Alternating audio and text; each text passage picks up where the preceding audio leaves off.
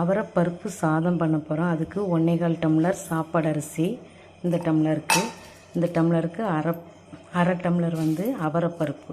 இந்த மாதிரி தான் இருக்கும், டிபார்ட்மெண்ட் ஸ்டோரில் கிடைக்கும் அவரைப்பருப்பு. இதை தனித்தனியாக ஊற வச்சுக்கலாம் ஒரு 10 நிமிஷம். அவரைப்பருப்பு சாதத்துக்கு ரெடி பண்ணி வச்சாச்சு எல்லாமே. இப்போ குக்கரை ரெடி பண்ணி வச்சுக்கிடுங்க. அடுப்பத்து வச்சாச்சு. குக்கரில் ஊற்றிக்கிடுங்க 2 ஸ்பூன். இந்த எண்ணெயில் கடுகு, உளுந்தம்பருப்பு, சீரகம் போட்டு தாளிச்சுக்கிடுங்க.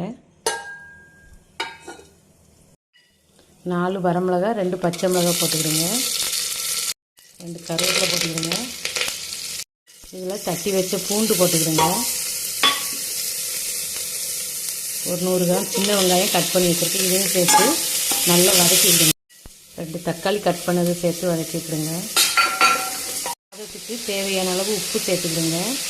உப்பு போட்டு நல்லா வதக்கி விடுங்க.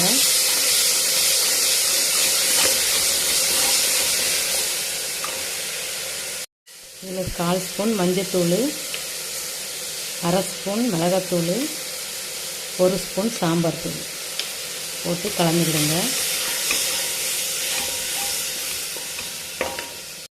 10 நிமிஷம் ஊற வச்சு அவரைப்பருப்பு சேர்த்துக்கிடுங்க. 3 டம்ளர் தண்ணி சேர்த்துக்கிடுங்க. ஏன்னா 1/4 கப்பு அரிசி எடுத்ததுக்கு 3 டம்ளர் தண்ணி கரெக்டாக இருக்கும். அரை டம்ளர் அவரைப்பருப்பும் போட்டதுக்கு இது கரெக்டாக இருக்கும். உப்பு செக் பண்ணிக்கிடுங்க. ஊற வச்ச அரிசியை சேர்த்துக்கிடுங்க. சாப்பாடு அரிசியை நல்லா கலந்து விட்டாச்சு. ஒரு 2 விசில் வச்சு எடுத்துக்கலாம்.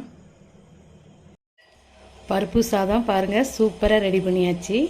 இதை அப்படி கலந்து விட்டுட்டு தட்டில் எடுத்து வச்சுக்கலாம்.